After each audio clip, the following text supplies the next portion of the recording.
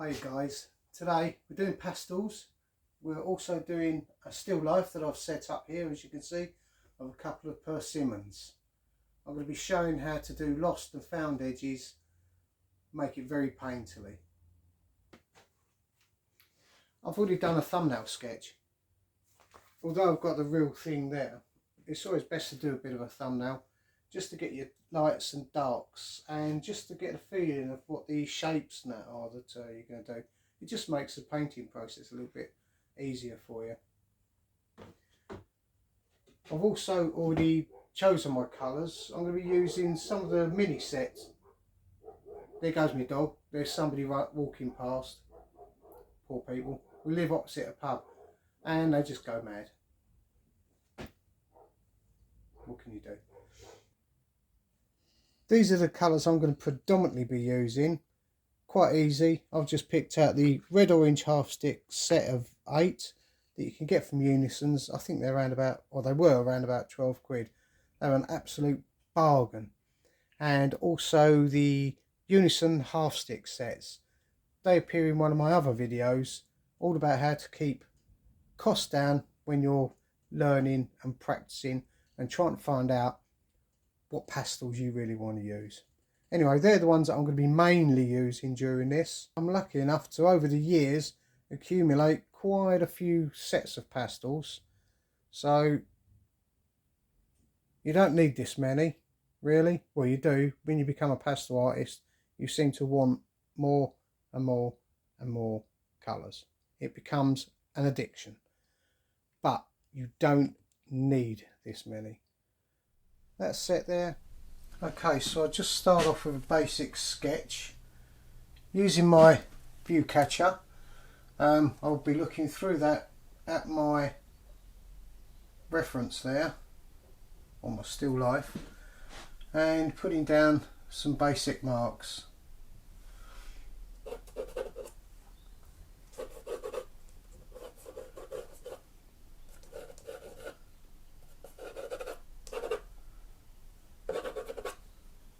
Don't go too tight with your drawing at first, it just detracts from a painterly look.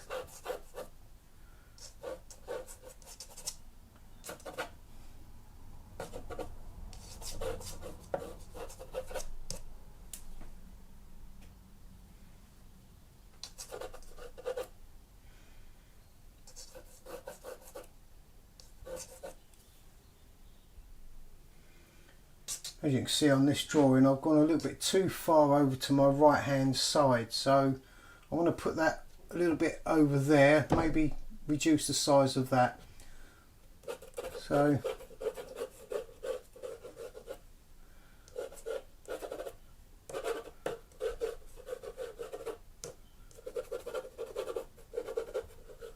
I want to try to get all the shadows in as well, so that's why I want to move it over, back over to this side.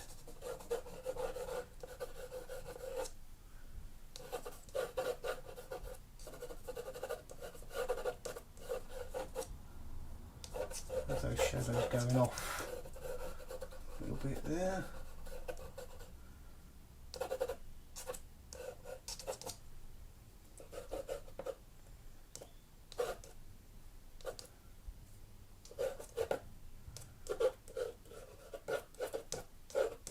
Okay, so that's just the basic, that's my basic composition.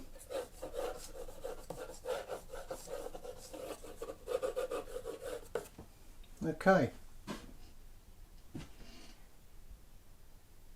Okay, now I'll start off with some colours. I'll start off with a little bit of a light backgroundy colour just to establish shapes that I'm keeping. I've not used this paper for a long time. It's something I found, I think it's the Fabriano. It's not a sanded paper. I usually use sanded paper nowadays, but I found this in my little stash. I've got plenty of paper everywhere, so I thought I'd use some of this. just for a change.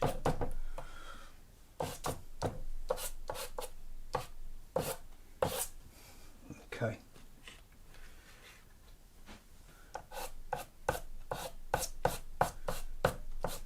I'm not putting this on too hard. It's very, very light at the moment.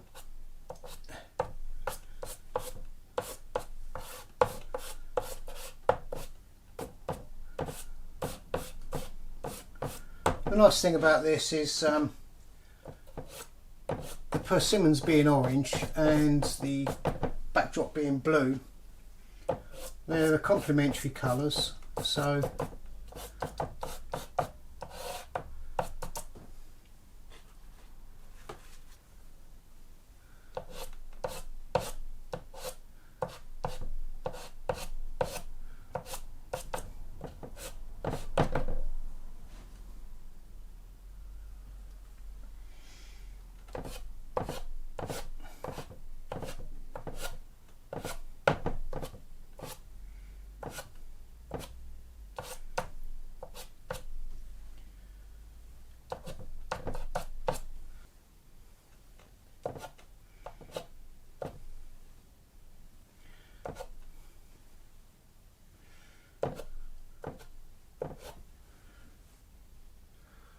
I want to try to be able to suggest and show form with my strokes.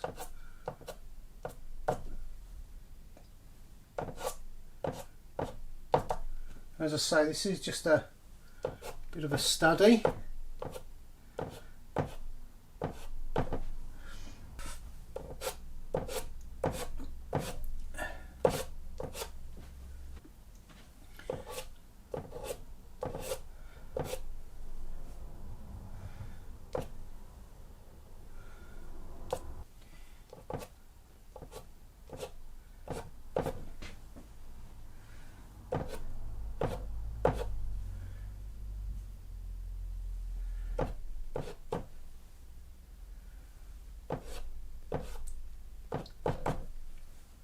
Just putting in these sort of colours just randomly, well not randomly, really sort of like choosing where you're going to be putting them, seeing where the shadow sides are. But doing this is a way to settle into a painting, because sometimes when you can get into a painting you can start off a little bit manic. I know I do sometimes, and well, you can just get a bit lost.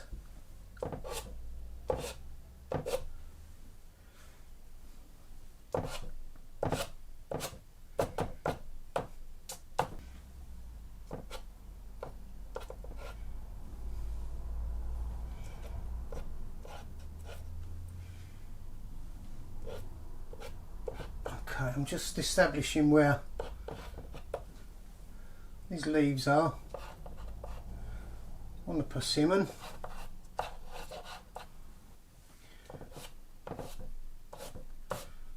Okay, I'm squinting at my subject and trying to get my values and tones in correctly.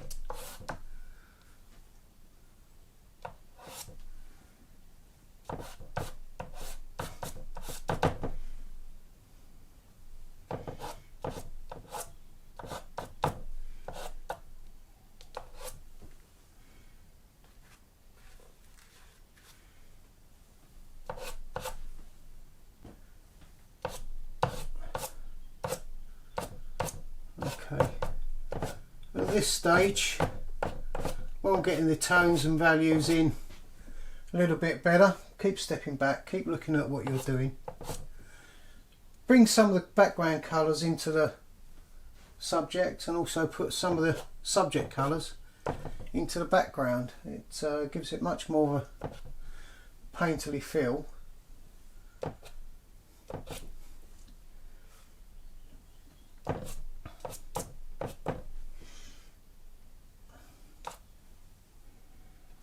Okay, stepping back, having a look.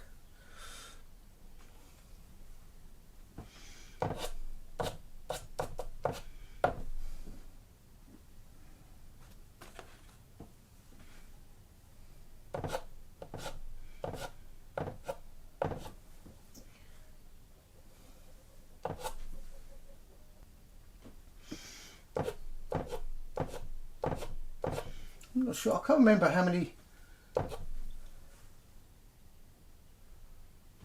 Can't remember how many layers I can actually get with this this paper, so it seems to be filling up a little bit already. Although I'm using quite light strokes at the moment, but I've got so used to using sanded paper now that you tend to forget these things.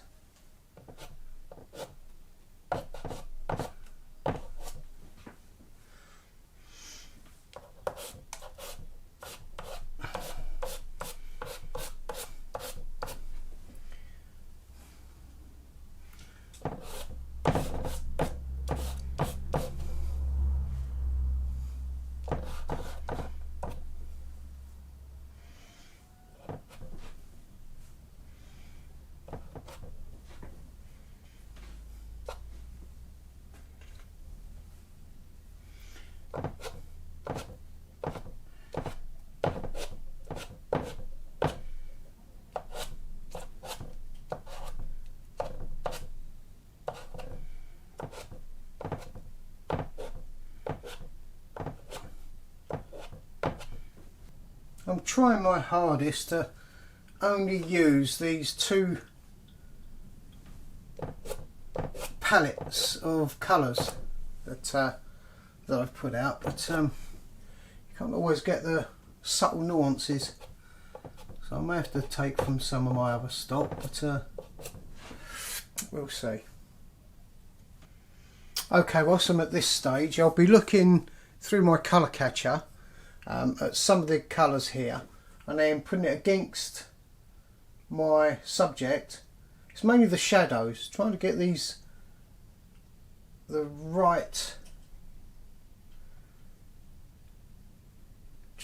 these shadows and the colours at the right tones and values is more important than the actual colour itself. So I'll be using that and having a play.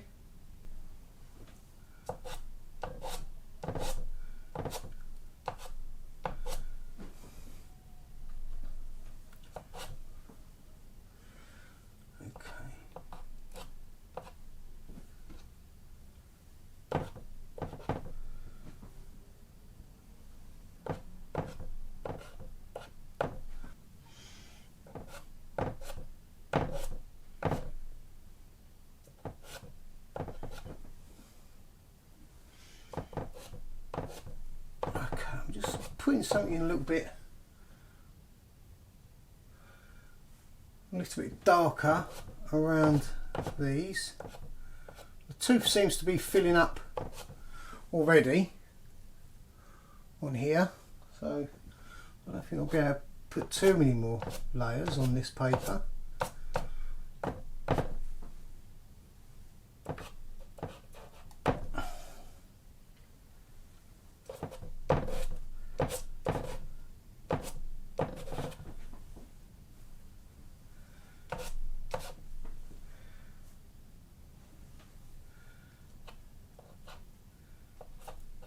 Give some sort of form with a bit of a line drawing here and there.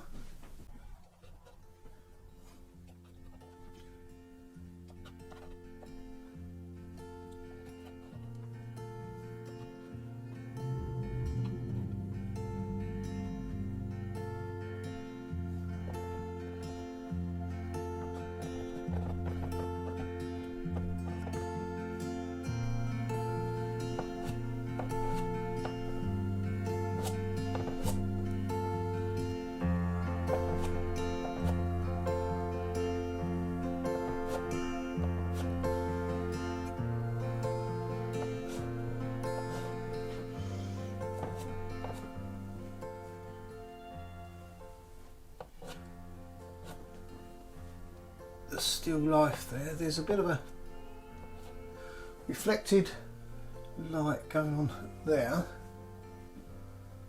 and just a little bit on this edge here.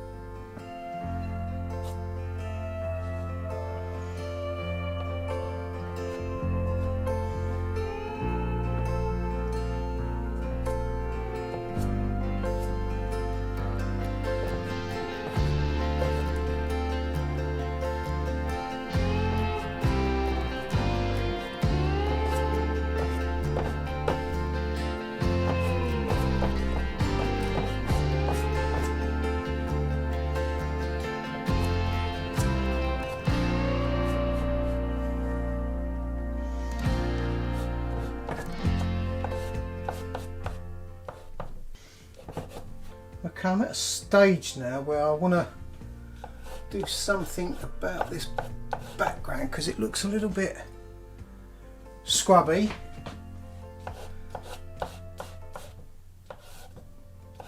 So I'll try to get it a bit closer to what I'm actually seeing.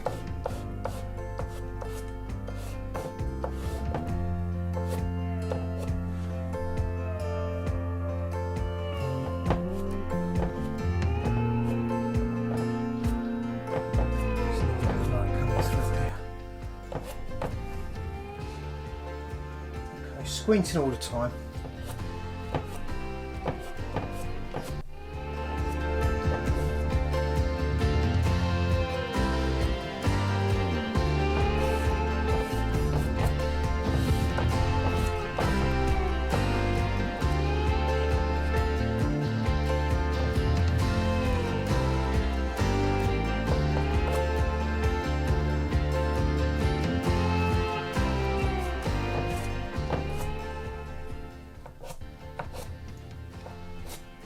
Piece of shadow there is a little bit lighter on the ground surface part of the still life, so try to bring that in there.